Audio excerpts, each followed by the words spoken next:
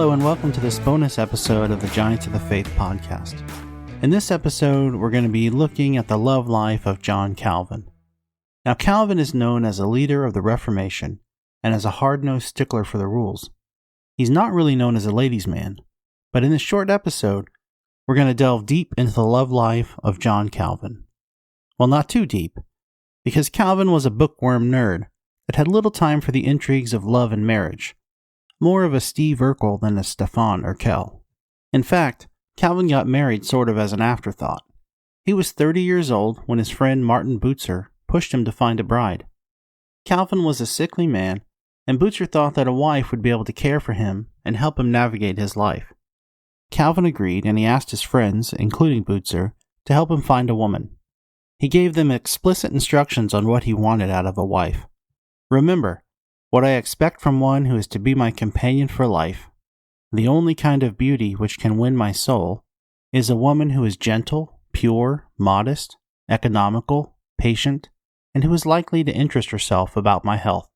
So his friends set out to find the right woman. It took them over a year to find the first suitable match, and their first candidate was a wealthy woman who would bring a large dowry to the marriage. But she spoke no French, Calvin's native language, and Calvin was worried that his own lack of funds would be an embarrassment. He rejected her because he was too poor, telling his friend William Farrell, "You understand, William, that she would bring with her a large dowry, and this could be embarrassing to a poor minister like myself. I feel, too, that she might become dissatisfied with their humbler station in life." So his friends went back to the drawing board, and Farrell found another candidate. The second woman did speak French, and was a committed Protestant. So far, so good. She was not extremely wealthy, and so was a much closer match in that way. She'd never been married, and that was good too. But she was also older than Calvin by about 15 years. Now that turned him off and reduced the chances of having offspring, so she was a no-go from the get-go. The third candidate was a woman not from Strasbourg, kind of a friend of a friend of a friend.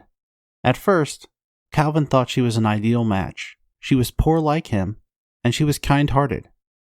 After some time, he set a date for a wedding and invited all of his friends to attend. But the more time he spent with her, and the more he got to know her, the less he liked her. Unfortunately, on the other side of the equation, the more time she spent with him, the more she became enamored. She had fallen in love. She pushed Calvin to move up the wedding date. He resisted, and the whole situation became awkward. He told his friend, "Most earnestly do I desire to be delivered out of this difficulty." He was embarrassed that she loved him, and he didn't reciprocate. Eventually, he had his brother break the news to her, and break off the engagement. After 3 swings, all misses, Calvin began to wonder if he should give up on the whole prospect of finding a mate. He wrote at the time, "I have not yet found a wife, and frequently hesitate as to whether I ought to seek one any more."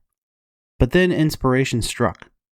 There in his very own congregation was an available woman that Bucer thought would be a perfect fit for Calvin. She was a widow named Idelette de Burr. She had moved to Strasbourg with her husband John. They were Anabaptists that had fled Holland and found refuge in Strasbourg.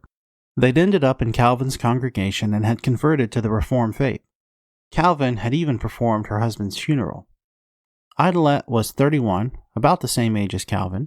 She spoke French. She was not wealthy. And Calvin had seen her care for her dying husband and her 2 children. She checked all of his boxes. Calvin had finally found his girl. The two were married in August 1540, only 2 months after beginning their courtship. Unlike some other reformers, Martin Luther comes to mind, Calvin didn't write much about his personal life or his marriage. We do know that the couple had several children, but none survived past infancy. We also know that they worked together in a prison ministry in Geneva. Their marriage lasted only 9 years, however, because Idelette died in 1549 after suffering from some unknown malady for the last few years of her life. She left her 2 children, Calvin's stepchildren, to be cared for by the pastor. After her death, Calvin wrote to one of his friends, "I have been bereaved of the best companion of my life, of one who, had it been so ordered, would not only have been the willing sharer of my indigence, but even of my death. During her life, she was the faithful helper of my ministry." And that's the story of John Calvin and his quest for love. or at least marriage. I hope you enjoyed this brief episode, and I welcome your feedback at podcast@giantsofthefaith.com. Until next time, God bless.